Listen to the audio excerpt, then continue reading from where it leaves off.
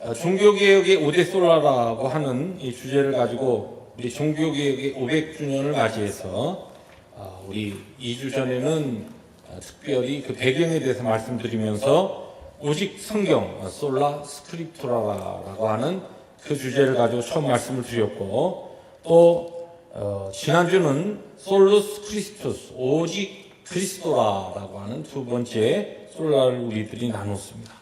오늘은 솔라 그라티아, 오직 은혜라라고 하는 이 말씀인데, 이 은혜라고 하는 것은 사실 다른 종교에 없는 우리 기독교만이 가진 하나의 신비한 개념이다, 그렇게도 많이 이야기합니다. 기독교가 가지고 있는 모든 가르침과 우리 신앙의 그와 같은 또 신학, 또 우리 실제적인 신앙의 삶에 가장 의미 있게 적용되는 그런 모든 것들을 하나로 이렇게 뭉쳐진 그런 귀한 진리가 있는데, 그것이 무엇이냐? 은혜라, 그렇게 표현합니다. 오늘은 오직 은혜, 이 주제를 가지고 이제 말씀을 함께 나누게 되는데요. 그저께인가 어제로 기억합니다. 멀리 계신 한 전도사님이 카톡으로 질문을 하나 해왔어요. 목사님, 학생이 이런 질문을 하는데 목사님 답을 알고 계시나요? 그러면서 질문을 해왔어요. 본인이 답을 명쾌하게 못 찾겠다는 것이에요. 그 질문이 뭔가 읽어봤더니, 예수님 우편 강도가 구원을 받았는데 그 우편 강도가 예수님 쪽에서 볼 때 우편인가요? 아니면 우리가 예수님을 올려다 볼 때의 우편인가요? 이런 질문을 보내왔어요. 그래서 제가, 전도사님, 우편 강도가 아니고 한편 강도입니다. 누가복음을 읽어보세요. 그랬어요. 우리가 잘 알고 있는 내용 아니에요? 많이들 우편 강도라고 그렇게 이야기하지만 성경은 한편 강도라, 한 행악자라, 그리고 다른 행악자, 이렇게 나오거든요. 그 강도에 대해서 이야기하면서 우편 강도란 말이 없어요, 성경은. 그래서 그렇게 했더니 이 선사님이 막 엄청나게 무한하기도 하고, 그래서 한참 동안 잠잠하더라고요. 읽어보더니 넘버원이 없어진 다음에 한참 시간을 보낸 다음에 고민을 많이 하신 것 같아요. 그래가지고 확인을 하고서, 목사님, 그동안 제가 성경을 수십 번 읽는데도 이 내용을 그냥 빠뜨리고 읽었었는데 정말 그렇네요. 그런데 우리는 아마 대부분 많이들 이미 우리 교회적으로 이야기해서 그 내용을 잘 아실 거예요. 근데 왜 이런 오해가 되냐면은, 성경에 마지막 때에 염소와 양을 나누는 때 보면은 양이 오른쪽에 있고 염소가 왼쪽에 있거든요. 그래서 성경의 많은 부분에 의인에 대해서 이야기할 때 오른편을 이야기하고, 또 오른편에 너희들이 서라라고 하는 그런 말씀이 나오기 때문에 자연스럽게 이런 강도에 대해서 오른쪽 우편 강도가 천국에 갈 것이다, 그렇게 미리 짐작을 하고서 그렇게 이야기를 합니다. 실제 많은 또 목사님들이 그래 보면은 예수님 우편 강도가 구원받은 것을 그렇게 미국 목회자들도 그런 표현들을 많이 하는 것을 접할 수가 있습니다.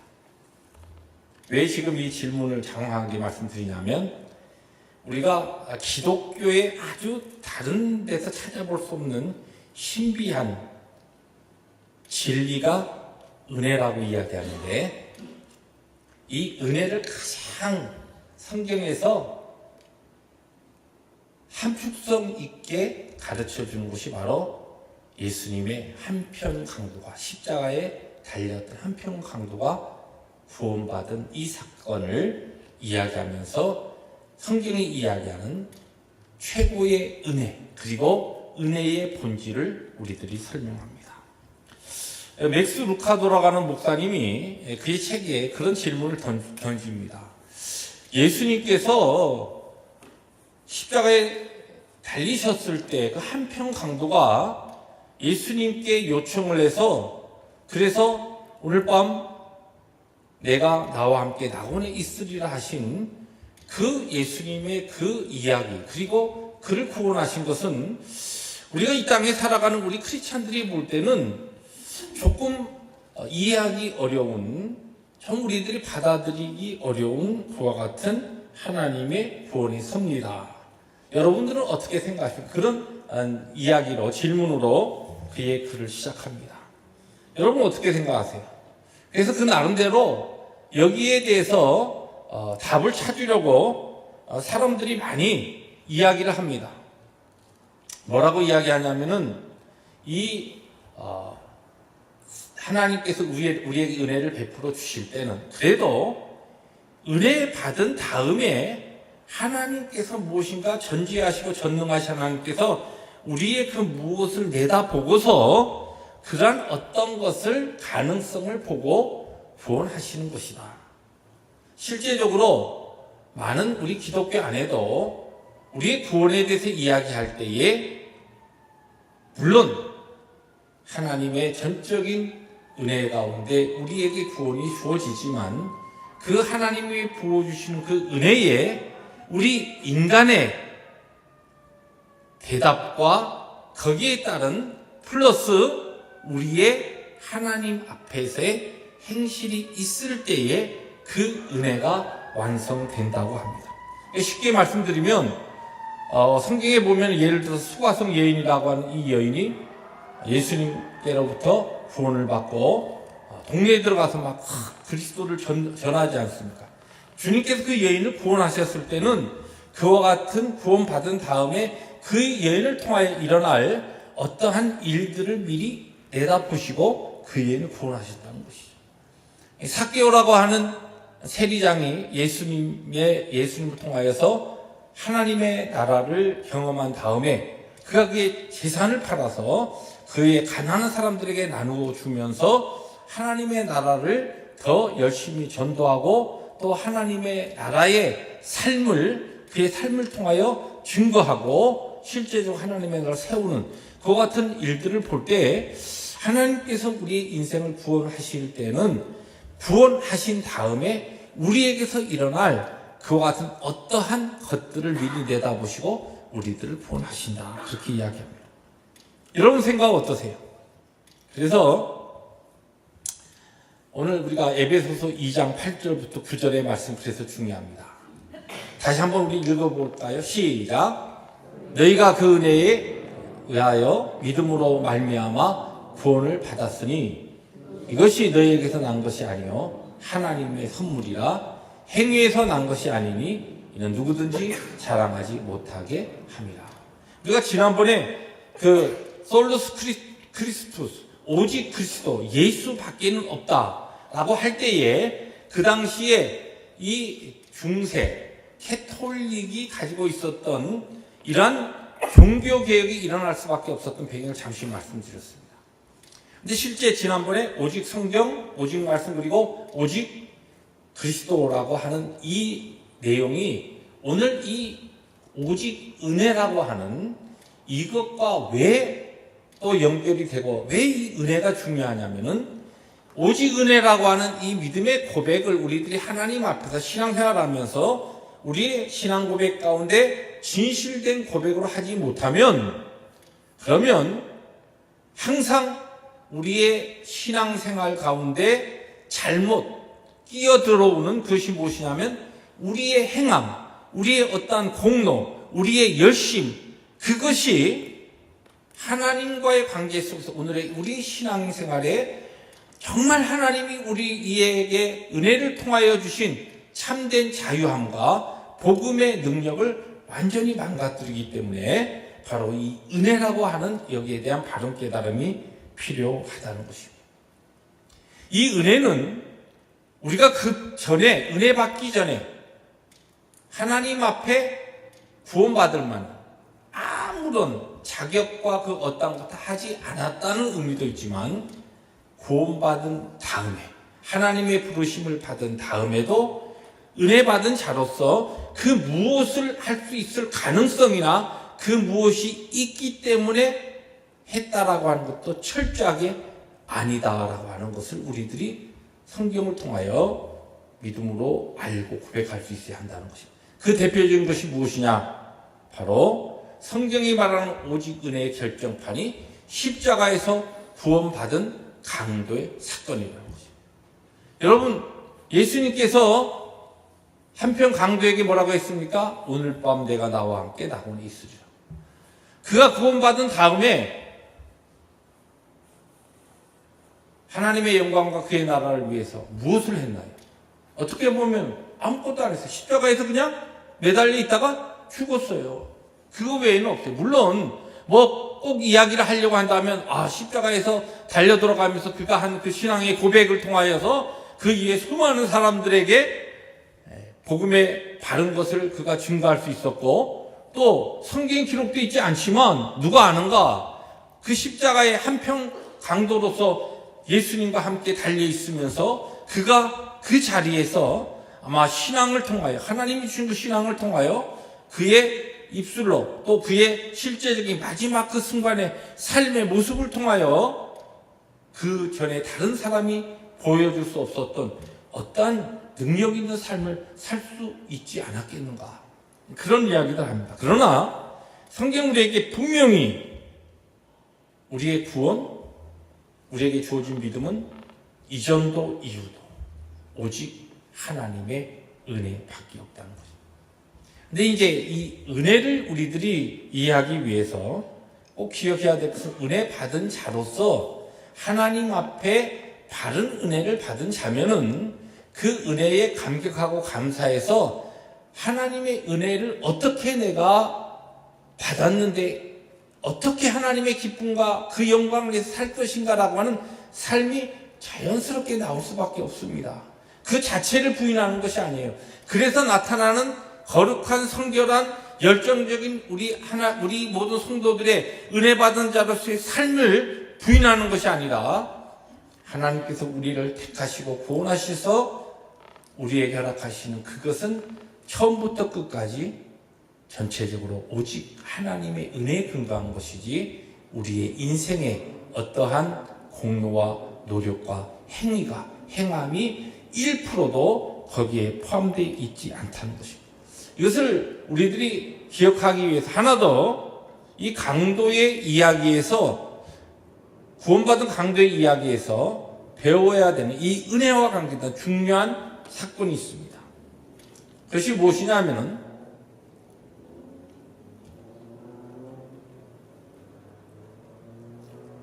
그의 기도가 응답받았다는 것이죠. 이 십자가에서 구원받은 강도에서 배우는 또 하나의 중요한 은혜에 대한 진리가 뭐냐면 그의 기도가 응답받았다. 왜 우리가 은혜에 대해서 이야기하면서 우리 신앙생활 가운데 많이 오해하고 우리들이 혼동하느냐? 여러분, 기도하실 때 오늘 여러분들이 예배 전에 나와서 각자 나름대로 여러분의 문제를 가지고 아마 개인적인 기도 시간을 가졌을 겁니다. 또 여러분도 개인적으로 가정에서나 정한 시간에 기도하실 때에 기도에 대해서 우리에게 있는 두 가지 큰 오해가 있습니다. 하나는 내가 오늘 하나님 앞에서 무언가 헌신이나 열심이나 하나님 앞에 또 하나님의 그 말씀 앞에 살아가는 순종의 삶에 무엇인가 내가 조금 자신이 없어.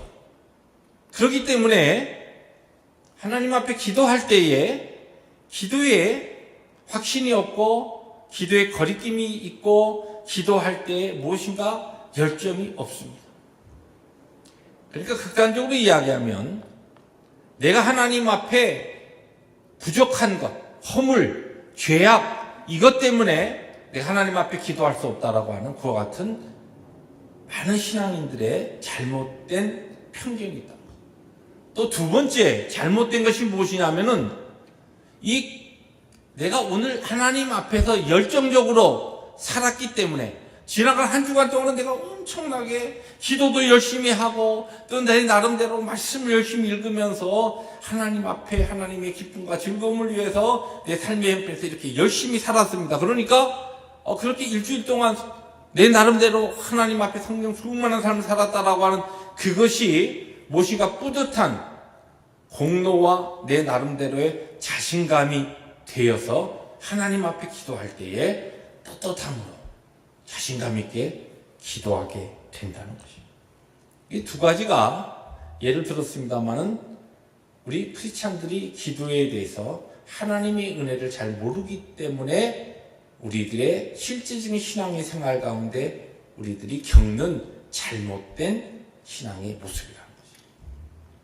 기도는 그 어떠한 기도에도 하나님 앞에서 우리의 행위가 나름대로의 조건이나 공로가 되어서 하나님의 응답을 받는 그러한 그 무엇이 될 수 없다라고 하는 것입니다.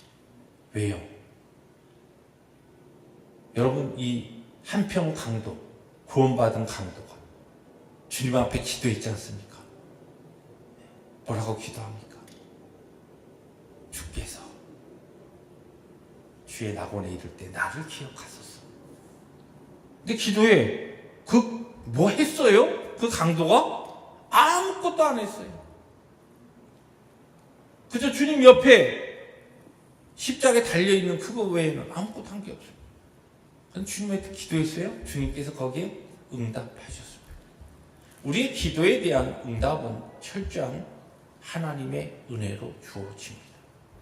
어떠한 하나님 앞에 기도의 제목이 있든지 간에 내가 이렇게 못 살았는데 그러면 내가 기도할 때 위축되고 내가 일주일 동안 하나님 앞에 이렇게 거룩하게 살았는데 성질한 삶을 추구했는데 그러니까 자신감 있게 나와서 기도한다고요? 아닙니다.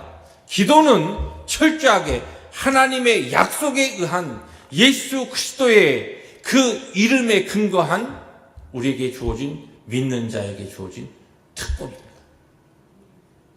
그러므로 무엇이든지 기도하시고 기도에 응답 받아야 한다는 것입니다. 기도는 우리의 어떠한 것도 없습니다.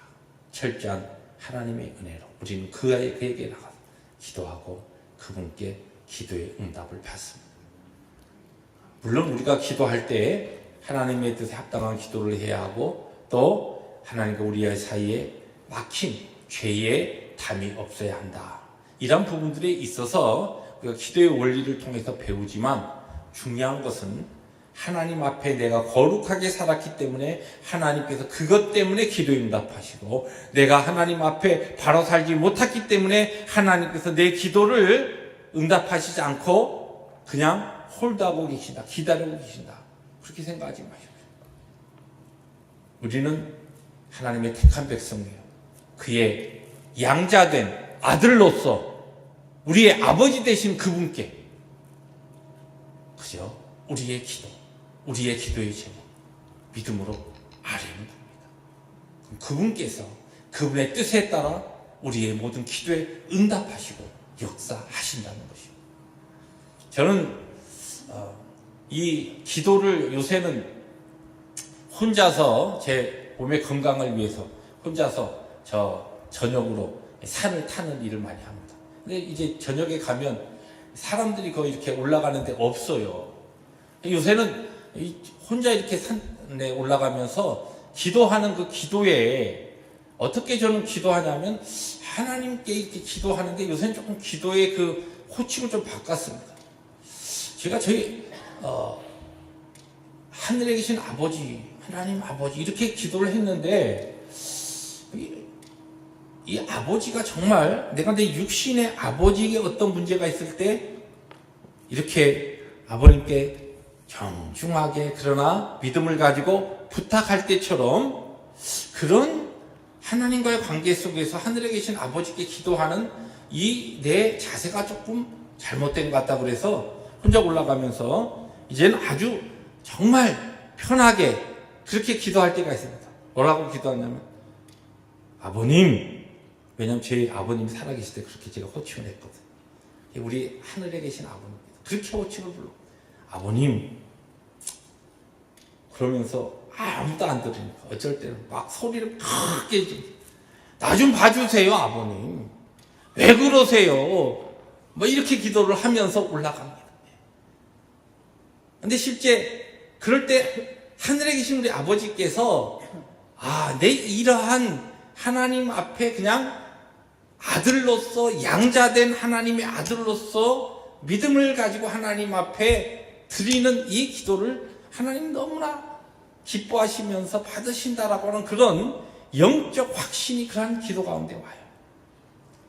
여러분, 우리가 잘하고 못하고 그게 아니에요. 그냥 중요한 것은 믿음으로 하나님의 은혜에 근거하여서 기도하는 것이에요. 그럼 그 기도에 우리의 하늘에 계신 아버지께서 그의 자녀된 우리의 기도를 들으신다는 것이에요. 우리에게 필요한 거 딴 거 없습니다.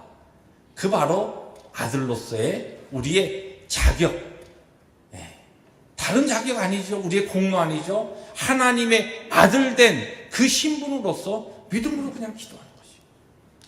그것이 바로 은혜에 대하여 성경을 통하여 우리에게 가르치는 중요한 교리입니다. 근데 이제 은혜에 대해서 우리가 마지막 기억해야 될 것입니다. 은혜에서 성경을 너무나 많이 이야기하는데, 은혜를 많이 은혜 받았습니다라고 마음에 조금 뭔가 이렇게 감동받은 것을 은혜로 이렇게 많은 크리스찬들이 오해하는 경우가 있습니다. 참된 성경이 이야기하는 은혜의 바른 깨달음과 은혜의 자리에 나가기 위해서 성경이 우리에게 가르쳐주는 중요한 3단계, 우리의 신앙인으로서의 3번째 과정이 있습니다. 첫째는 뭐냐면, 하나님의 은혜를 깨닫기 위해서는 죄에 대해서 우리에게 깨달음이 먼저 있어야 돼요. 은혜의 그 놀라운 비밀을 우리가 아는 그 영적 지식과 깨달음은 무엇을 통하여 오느냐? 죄의 깨달음으로부터 시작됩니다. 달리 표현하면, 여러분, 말씀을 듣고 어떤 상황 가운데 그냥 오늘 메시지가 너무 좋았어. 은혜 너무 많이 받았어. 근데 그게 은혜가 아니라는 것이에요. 은혜는 내가 어떠한 죄인인가라고 하는 것을 깨닫는 그 시점이 은혜의 시작입니다. 그래서 아무리 교회 생활 오래 하고 신앙생활을 오래 했어도 내가 어떠한 죄인인가, 내가 얼마나 악한 사람인가라고 하는 것을 영적으로 인식하지 못하면 하나님의 은혜에 대해서 전혀 알지 못하고 무지하게 살아가는 겁니다. 거꾸로 이야기하면, 내가 어떠한 큰 죄인인가, 나에게 있는 이 죄에 대하여 더 깊이 체험하고 깨닫고 알면 아는 것만큼 은혜의 깊은 자리에 나갈 수 있다는 것이에요. 첫째는 뭐냐면 죄에 대한 깨달음입니다. 두 번째로, 하나님의 심판에 대해서 우리는 분명히 믿고 알아야 됩니다. 이 하나님 심판이라는 것은 죄에 대하여 하나님께서는 분명히 공의로우신 분이기 때문에 죄를 미워하시고 싫어하시고 죄에 대하여 심판하시는 것이다. 죄에 대하여 분명히 책망하시고 죄의 결과를 물으시는 분이 살아계신 하나님이시다라고 하는 것을 분명히 우리들이 알아야 됩니다.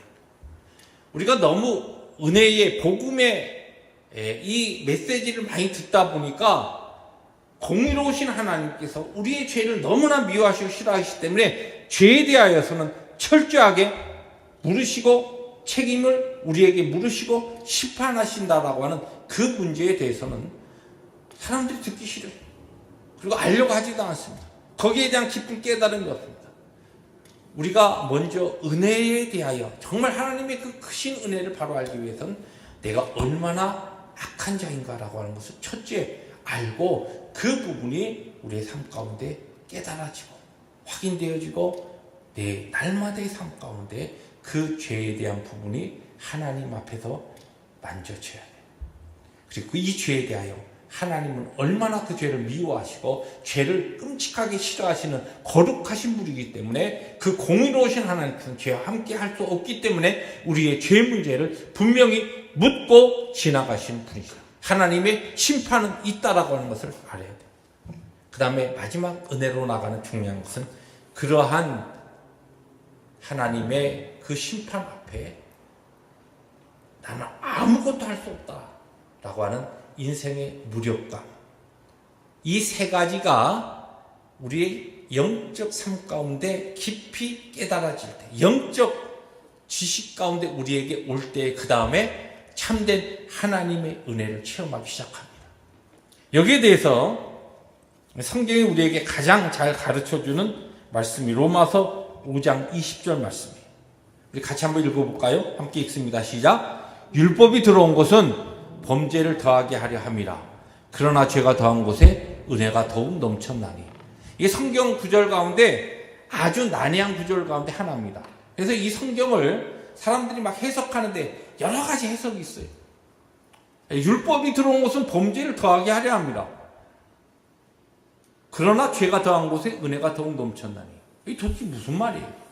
이 무슨 얘기냐면 하나님께서 그의 계명으로 우리에게 가르쳐 주신 것.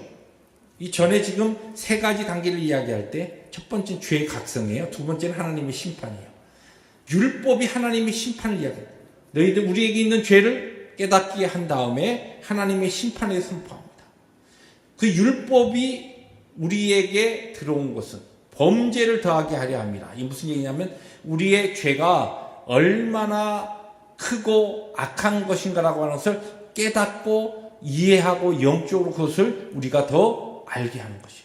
그리고 그것을 아는 것만큼 더한 곳에 은혜가 더 넘치게 됨으로써 하나님의 은혜를 깨닫고 그 은혜에 참된 능력과 기쁨을 가지고 은혜 사람으로 살 수 있다는 겁니다. 여러분, 올해 우리 교회 표가 있죠? 표가 뭡니까? 뭘 어렵게 생각하세요? 여기 있잖아요. 뭐예요? 말씀으로 변한 성숙한 공동체. 그것을 뒷받침하는 말씀이 있죠. 어느 말씀이에요? 베드로 후서 3장 18절. 예수 그리스도의 은혜와 그를 아는 지식에서 자라가라. 잘 보세요. 바로 이것이 은혜의 놀라운 비밀입니다. 여기에 보면 우리가 예수를 믿은 다음에 가만히 보면 죄 생활을 오래 했는데도요, 정말 하나님의 은혜를 모르고 신앙생활을 하는 사람도 있어요. 왜냐하면 자기가 얼마나 하나님 앞에 악한 죄인인가라고 하는 것을 실존적으로 하나님 앞에 부딪히지 않았기 때문이에요. 율법이 들어온 것은 범죄를 더하게 하게 합니다. 이 표현이 굉장히 이 율법이 우리를 죄짓게 하기 위해서 그게 아닙니다. 죄에 대하여 율법으로 하여금 우리로 하여금 알게. 여기 보면 은혜와 그를 아는 지식에서 자라가라. 하나님의 말씀, 하나님의 계명, 하나님의 뜻, 그것은 우리가 얼마나 악한 존재인가라고 해서 점점 더 가르쳐주기 위해서. 우리가 아무것도 할 수 없다. 우리의 힘과 우리의 능력으로는 내가 발버둥 쳐봐야 아무것도 할 수 없다라고 하는 것을 가르쳐주기 위해서 하나님께서 우리에게 주신 것이 하나님의 계명이에요. 율법이에요. 그것을 우리가 알면 알수록 무엇을 알게 되냐면 내 죄를 깨닫게 되고 하나님의 거룩하신 그 빛 대신 말씀이 우리에게 쫙 비춰지면은 우리가 그동안 깨닫지 못했던 구석구석에 숨겨있는 우리의 악함과 우리의 본질적인 우리의 더러움이 자꾸만 보여지는 것이에요. 근데 그와 같은 그 상태에서 나는 아무것도 할 수 없구나. 그때 하나님께서 그 우리의 죄악 가운데 부어주신 놀라운 은혜를 발견하게 돼요. 은혜를 깨닫게 돼요. 그래서 우리가 예수를 믿으면 하나님에 대하여 바로 알게 되고 그분의 말씀에 대해서도 배워가게 되고 그러면서 우리의 죄된 모습을 더 많이 보게 되며 그 가운데 그 죄의 모습에 비례해서 우리에게 부어주시는 하나님의 은혜를 더 깊이 깨닫게 됩니다. 그럼 예수를 믿어서 우리의 신앙이 성숙하는 것은 우리가 더욱더 주님의 인격을 닮아가는 것은 무엇이냐면 하나님의 말씀을 통하여 내가 어떤 존재인가라고 하는 것을 더 깊이 깨닫고 내 힘, 내 능력, 내 결심 난 아무것도 할 수 없구나. 그래서 예수님께서 십자가에서 나를 살리시기 위해서 죽으셨구나. 그리고 그 예수 그리스도께서 지금도 하늘 보좌 우편에서 나를 위하여서 중보하시며 나의 구원을 위하여서 지금도 나를 돌보고 기도하고 계시는구나. 그 부어주시는 은혜가 성령 하나님으로 인하여 나에게 부어지고 있기 때문에 내가 오늘 그 바로 크신 주님의 은혜 가운데 살고 있구나. 이것을 깨닫고 더 많이 알고 알면서 우리의 신앙은 자라고 더 큰 은혜의 사랑으로 더 큰 은혜의 자리로 깊은 은혜의 그 놀라운 세계로 우리들의 신앙이 성장하게 된다는 것이요. 이것이 기독교의 비밀이요. 바로 이것이 신비한 진리입니다. 사랑하는 성도 여러분, 우리 하나님 앞에 그래서 그렇게 기도할 수 있어야 됩니다. 하나님을 더 많이 알게 하시고 하나님을 더 많이 알면 어떻게 됩니까? 피 대신 하나님 앞에 우리의 인생에 죄악된 나의 악함을 더 많이 보게 됩니다. 간사하고요. 정말 위선적이고요. 어떤 부분에 있어서 하나님 앞에 몸부림치다가도 정말 어떤 마지막 순간에는 지극히 인생적이고 죄악적인 그와 같은 본질적인 부분에 묶여있는 내 자신의 그와 같은 모습을 하나님 앞에서 발견하면 그와 같은 나 때문에 위로부터 나에게 부어주신 하나님의 놀라우신 그 은혜, 그것이 이전도 이후도 나의 어떠한 열심과 행위와 공로에 있는 것이 아니라 100% 하나님의 자비하심과 사랑이 근거한 것이다. 그 전체를 이야기할 때 성경은 은혜, 오직 은혜라고 말씀하는 것입니다. 이때까지 우리가 하나님의 은혜 가운데 살아왔습니다. 앞으로도 하나님의 영광스러운 그 나라에 다다를 때까지 하나님의 그 은혜 가운데, 주 예수 그리스도의 은혜 가운데 우리들이 살 것입니다. 은혜 외에는 없습니다. 은혜 외에는 자랑할 것이 없고 믿을 것이 없고 기댈 것이 없고 은혜 외에는 우리의 신앙생활에 승리도 없고 평강도 없습니다. 은혜가 전부입니다. 이것을 더 깊이 깨닫고 우리의 신앙생활 가운데 더 은혜 깊은 바다 가운데 들어가서 은혜를 벌컥벌컥 마시고 더 많이 깨닫고 더 많이 체험하고 그 은혜로 인하여 하나님의 영광스러운 그 삶을 향하여 나아가는 우리 교회와 우리 모든 성도들이 되시기를 주의 이름으로 축복합니다. 우리 함께 기도하십니다.